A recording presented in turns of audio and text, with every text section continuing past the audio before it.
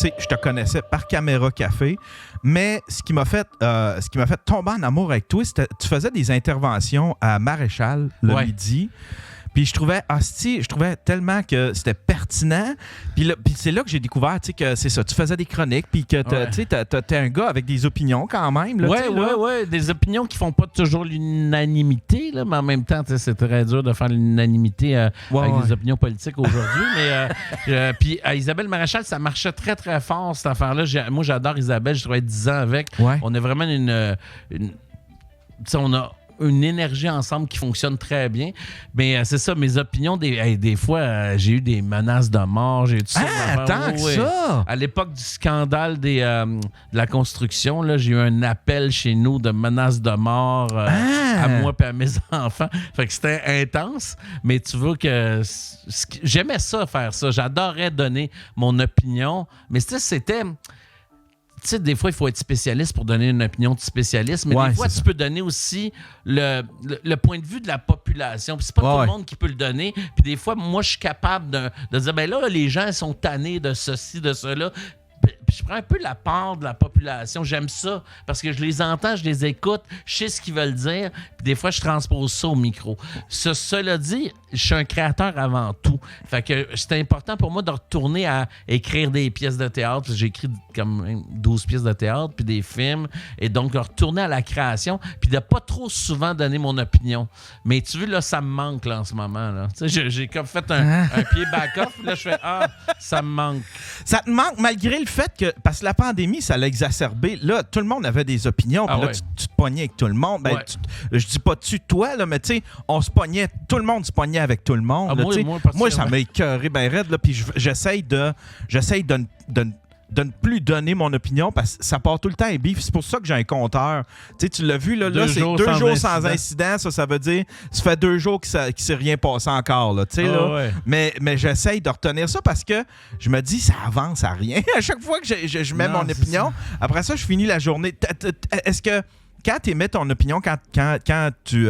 Est-ce que tu es engagé là-dedans? Est-ce que ça te choque, admettons? Est-ce que tu te pognes avec le monde? Ou est-ce que tu es capable de garder une... Mais là, j'essaie de prendre un pied de distance là, par rapport à ça, quand le monde écrive, parce que je m'imagine dans un souper de famille, là, t'émets une opinion, c'est sûr qu'il y a plein de monde de ta famille qui vont répliquer « Ah, c'est pas vrai », puis ils vont se pogner, puis celui avec qui t'as le moins d'affinité va se pogner plus avec toi, c'est sûr. Fait que sur Twitter, c'est ça, mais exponentiel 1 million, tout le monde est là-dessus. Fait que oui, ça me pogne, mais à un moment donné, j'ai décidé de reculer, puis j'essaie d'être poli, tu sais. J'essaie tout le temps d'être poli, mais à un moment donné, quand quelqu'un m'insulte, je l'insulte. Et à un moment donné, j'ai dit un mot pas poli. J'ai dit pseudo à quelqu'un, puis ça, c'était vraiment de moi. C'est le mot pas poli que j'ai dit. Et j'étais fâché après moi, tu sais, il faut pas aller dans les insultes. Il faut même se retenir. Puis il faut pas écrire quand t'es chaud. Ça, c'est ça. Puis, il faut pas... Ça t'est déjà arrivé? Ça m'est déjà arrivé des fois. Des fois, tu sais, après une game du Canadien, t'as le goût de chialer, c'est le Canadien, mais t'es chaud. J'ai relu le lendemain. Non, ça, faut jamais sur Twitter quand t'es sous, jamais sous. Non. Et il faut que tu prennes un peu de distance avant de répondre à quelqu'un. Tu sais, mais bon, tu sais, c'est sûr que t'as des ennemis idéologiques aussi. Il y a des gens qui sont pas d'accord avec toi. Puis là, les gens, à force de bloquer, puis se bloquer, puis bloquer les gens qui sont contre, ben, ils se ramassent avec ce qu'on dit une chambre d'écho. Là, ça c'est tout du monde qui sont d'accord. Fait que là, t'émets ton opinion, tout le monde fait oui, mais c'est ça. T'as créé ta chambre d'écho. T'as mis tout le monde dehors. Fait que il faut en prendre et en laisser beaucoup ces réseaux sociaux. Mais c'est vrai, t'as raison que c'est tough. 2 jours sans incident, c'est très bon. Moi, là, t'as raison, il faut que j'attende. Admettons, là, des fois, je vois quelque chose popper sur mon téléphone, je suis sur une lumière rouge, je vois la notif, puis là, je fais... Puis, tu sais, j'ai pas le temps de répondre tout de suite, mais... Mon premier réflexe, c'est de l'envoyer chier. Quand je vais arriver chez nous, je vais l'envoyer chier. Mais là, tu fais l'arrêt de char, ça prend une demi-heure, 3/4 d'heure, puis d'un coup, ta réponse n'est pas pareille. Une fois que tu arrives chez vous, puis tu peux y répondre, là on dirait que tu as eu le temps de réfléchir à quelque chose d'un petit peu plus posé ou quelque chose que tu fais... Puis tu arrives chez vous, puis là, ta réponse, on dirait qu'elle est moins... belliqueuse, puis tu sais, là, faut pas être belliqueux. C'est très dur parce que le monde, ils sont, puis il y a une tension. C'est tough. Puis aussi, dans les réseaux sociaux comme Twitter, là, c'est un peu comme... je me souviens, moi, quand j'allais aux toilettes au cégep, il y a toujours des niaiseries décrites sur le mur de toilette. Là, c'est un peu comme si tu retrouvais tout ça mais dans ton Twitter, ces niaiseries-là, là, des insultes, du monde qui... Mais dès que c'est personnel, dès que quelqu'un t'attaque personnellement... Puis toi, en plus, t'es un gars de théâtre, ils doivent tout te dire, surtout, admettons, les complotistes, ils doivent tout te dire que t'es subventionné, puis ils doivent tout t'attaquer là-dessus. Hey, ça, c'est drôle parce que moi, il y a autant de complotistes qui me détestent que de gens pro-vax qui me détestent. J'ai aucune idée. J'ai vu ça hier. Il y a quelqu'un qui m'a dit... J'ai les deux. Là, il y a quelqu'un qui m'a dit hier, il a dit, tu reçois le complotiste Stéphane Roy. J'ai fait comme... Mais t'as-tu eu des propos... C'est parce que t'essayes de trouver ton juste milieu là-dedans, j'imagine? En fait, je suis pas complotiste en tout, mais complotiste. C'est-à-dire qu'il y a des complots, ça a toujours existé. Là, il y en aura toujours. C'est grâce... Il a fallu que quelqu'un soit complotiste, admettons, pour qu'on découvre le scandale des commandites, le scandale de la construction. Tu sais, ça a tout commencé. Oui, c'est ça. Mais tous les complots, ça va toujours exister. Mais cela dit, moi, j'essaie d'être centre, tu sais, mais quand tu es dans le centre, tu reçois des rushs des deux côtés. Ah oui, tu gagnes personne, tu fais juste en perdre. Personne, tu sais. Fait que donc, à un moment donné, moi, je suis vacciné, tu sais, mes enfants sont vaccinés, puis ça fait longtemps qu'on est vacciné. Mais à un moment donné, je vois le monde qui dit on devrait pas soigner le monde qui est pas vacciné. Là, je fais minute. Fait que là, j'ai pris la défense des pas vaccinés. Puis là, je deviens un complotiste. C'est ça n'a aucun sens. Le monde, ils disent n'importe quoi, puis ils lancent ça comme gratuitement. Tu sais, t'es raciste, t'es complotiste. C'est des insultes qui brisent le débat, tu sais, qui ferment le débat. T'es ça, fait que tu diras rien de bon. Moi, écoute, je suis très pro-vaccin. J'ai tout eu les vaccins qui ont existé sur la Terre. H1N1, tout eu, mais j'ai tout pogné les maladies. Pareil, j'ai pogné le H1N1, j'ai pogné le COVID. Ah, t'as pogné la H1N1? La H1N1, j'ai failli mourir. Puis j'étais vacciné, failli mourir, man. C'était si grave que ça? Oui, 6 jours chez nous. J'ai tellement sué, puis c'était pendant le temps des fêtes, j'ai jamais pu descendre pour dire joyeux Noël au monde. Je suis resté couché, isolé dans ma chambre. Et à la fin, il a fallu jeter le matelas parce que j'avais tellement sué que j'avais fait un trou dans le matelas, puis j'étais passé à travers le matelas sur le frame, Tu sais, la mousse comme du matelas. Ça devait être un matelas cheap d'Ikea, là, mais la mousse était tassée ses côtés. Puis j'étais passé à travers, puis il a fallu que je jette le matelas après. Mais je pensais mourir. J'étais là, c'est fini, c'est pas grave. Tu sais, j'ai une belle vie cette fois. Mais je pensais à mes deux enfants. Ça, c'est le scandale qui m'a fait un peu faire « Hey, attends un peu, là, je peux-tu analyser un peu ce qui se passe avec cette style?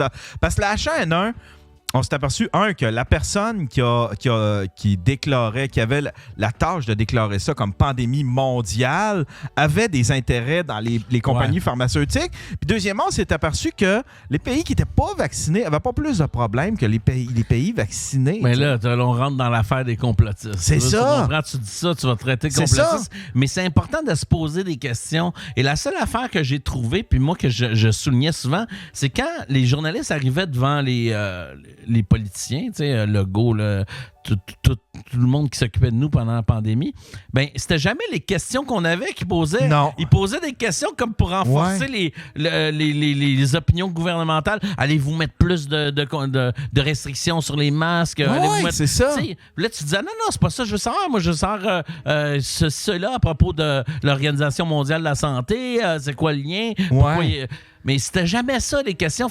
C'est sûr que les gens, à un moment donné, se sont dit, je vais aller chercher mon information ailleurs. Tu sais? Fait que le monde se sont mis à chercher de l'information un peu partout. Puis il y avait des sources fiables qui ont été censurées, des docteurs fiables qui ont été censurés, puis là, qui sont réhabilités. Là, d'ailleurs, en France, là, Perron, puis tout ça, les sont réhabilités. Fait que là, tu te dis, moi, j'aime ça avoir de l'opinion de tout.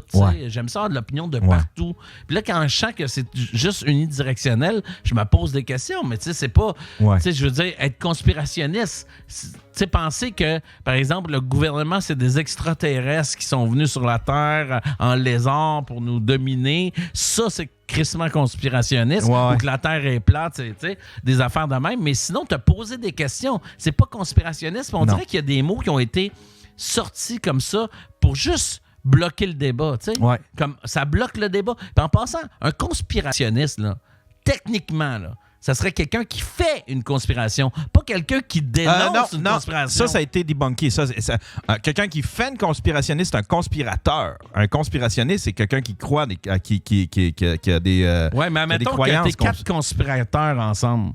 Je dis, eux, c'est des conspirationnistes. Non?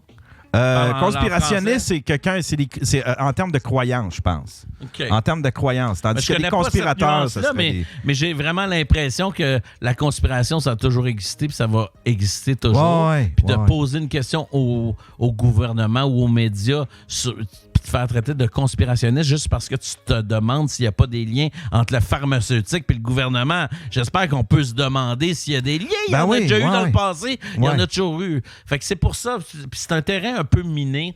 Puis moi, à un moment donné, c'est parce qu'il faut que j'écrive des personnages, des affaires, puis ça m'intéresse pas trop de porter ça dans ma création comme telle. Fait que j'aime ça, me retirer de ça. Fait que de temps en temps, quand je vois que ça chie, comme toi un peu, les jours avec incident, là, quand je vois que ça chie, je me retire un peu de tout ça, tu sais. Mais c'est drôle parce qu'il y a des gens qui pensent vraiment que je suis conspirationniste. Non, mais c'est parce que t'es comme moi, c'est parce que t'es pas celui qui va émettre des théories aussi. C'est des questions que tu poses. L'affaire, c'est que un conspirationniste, il va croire en des conspirations, mais c'est ceux qui émettent des théories du complot, puis que les théories qu'ils émettent deviennent factuelles. Ils les présentent comme des faits. Admettons, Alexis moi, je pose toujours des questions. Non, c'est ça. Je me demande si... Tu sais, il y a une affaire aussi qui est absurde. J'ai vu un journaliste de Radio-Canada, je te jure, là, OK, qui a dit... Le Great Reset, ça a été débunké, ça n'existe pas. T'sais.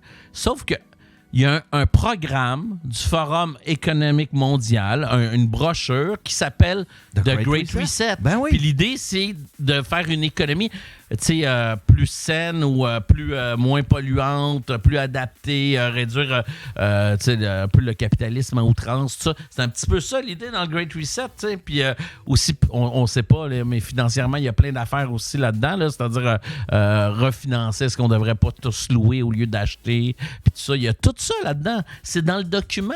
Ouais. Fait que là, le journaliste de Radio-Canada, il dit on sait que le Great Reset, c'est une invention conspirationniste. Ben non, ça existe. Tu fais, my God, c'est parce que le document, il vient du Forum économique mondial. Qu'est-ce que tu veux que je te dise, moi?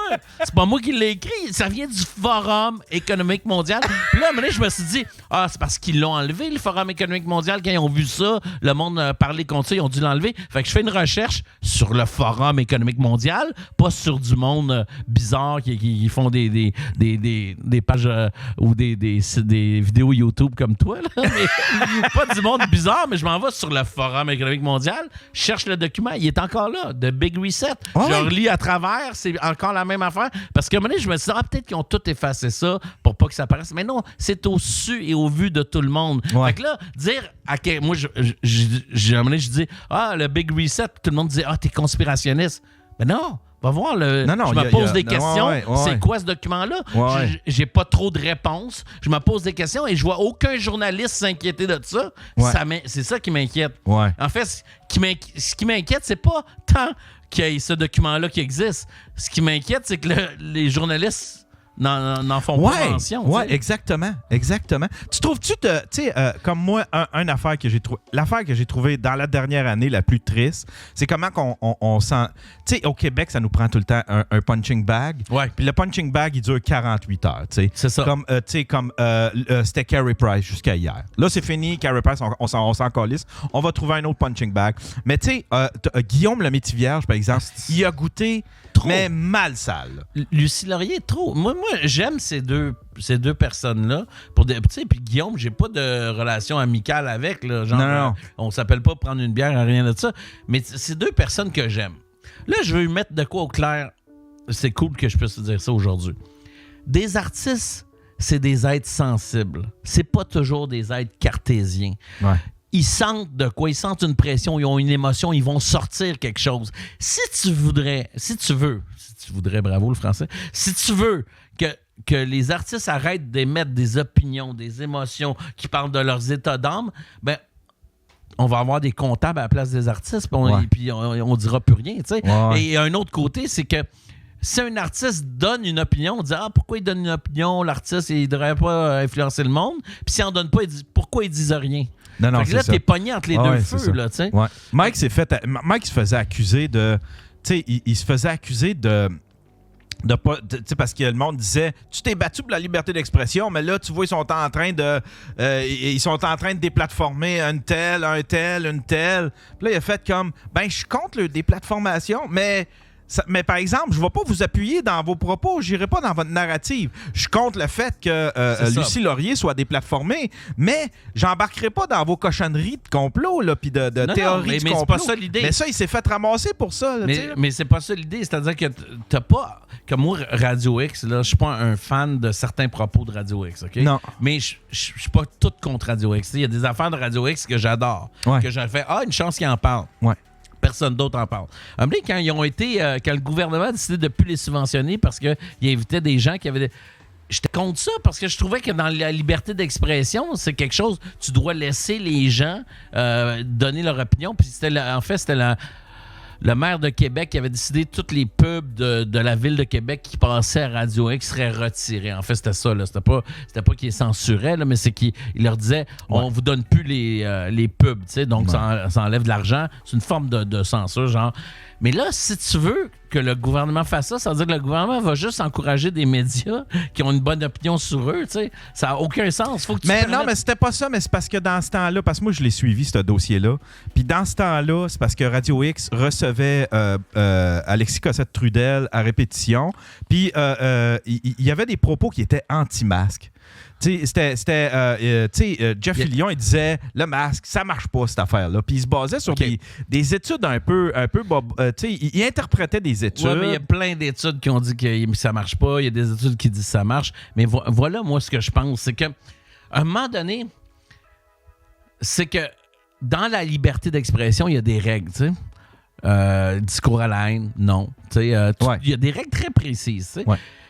Quand tu dépasses ces règles-là, moi, je compte, tu sais, comme quand Jeff Fillion avait été, parce qu'il n'arrêtait pas de batcher sur des artistes, mais à les dénigrer au point que, ça leur faisait du tort mentalement puis dans leur carrière. Comment qu'elle s'appelait? Dans le chatroom, ils vont nous l'écrire. Ouais, je me souviens. C'est ça. Donc, ça, je suis pour ça. Là, tu dis, gars, il y a des limites. Les limites, ils sont dans la loi. Ça va. Mais à un moment donné, c'est que là, tu dis, OK, les masques, pour ou contre, on ne sait pas, mais on peut en parler, tu sais. Et là, ce que j'ai catché, puis ça m'a pris du temps, c'est qu'à un moment donné, je me suis dit, pourquoi c'est de même? Pourquoi le gouvernement est comme ça? Pourquoi personne ose ouvrir la boîte de Pandore, tu sais, la boîte de crabe, puis commencer à discuter de ça? Puis là, j'ai réalisé, je me suis dit, c'est une période d'urgence. Puis là, j'ai pris l'avocat du diable, je suis allé du côté du gouvernement. C'est une période d'urgence. On ne sait pas trop c'est quoi cette bactérie-là, ce virus-là. On ne sait pas trop si le vaccin va vraiment fonctionner, mais on l'espère. Puis là, ils ont dit, on ne peut pas permettre au public de douter. C'est ma théorie. On ne peut pas permettre au public de douter parce qu'on a peur qu'il y ait beaucoup de morts. Fait que on impose un discours unique. Tu comprends? Je ne sais pas si tu me suis. Ouais. Mais c'était de bonne foi. Là. C'était pour aider les... Fait que je pense que c'est ça qui est arrivé. Je pense que c'est pour ça que les journalistes sont mis à protéger le discours du gouvernement sans trop le critiquer, juste pour que rapidement on puisse trouver une solution, même si on pourrait juger qu'il y a des éléments dans la solution qui sont pas bons. T'sais. Fait que je pense que dans la situation d'urgence, ils n'ont pas eu le choix de faire ça. Puis je pense que c'est ça qu'un peu les journalistes ont fait. Sauf que reste que de couper la parole à des gens comme il y avait des scientifiques, là, il y avait des scientifiques qui disaient non, c'est pas bon de vacciner en période de propagation du virus, il faut attendre après la vague, tu sais. Puis ils vaccinaient pendant, ils disaient ça va créer des variants, ça a créé des variants, etc. C'est comme moi, j'ai eu d'ailleurs dans la H1N1, c'était un variant que j'avais attrapé, puis j'avais été vacciné pour la H1N1. Ouais. Dans le fond, j'ai pogné la H1N3, genre. OK. Je sais plus c'est quoi le numéro. Fait que c'est assez compliqué. Fait que c'est dur de se mettre dans la peau des dirigeants, qui étaient quand même dans une période vraiment unique dans l'histoire de l'humanité. Là, je veux dire. Donc, c'est sûr que peut-être que c'est pour ça qu'ils sont mis à imposer plus fort des affaires sans accepter qu'il y ait de critiques sur ce qu'ils prônaient. Là. Fait que peut-être c'est ça. Mais reste que moi, je suis contre toute censure. T'sais, en fait, je suis content qu'Elon Musk ouvre tout ça. Je suis contre toute censure. Puis je trouve que si les médias sont plus critiques, plus neutres, ben il y aurait moins de gens qui iraient chercher de l'information ailleurs. Ouais.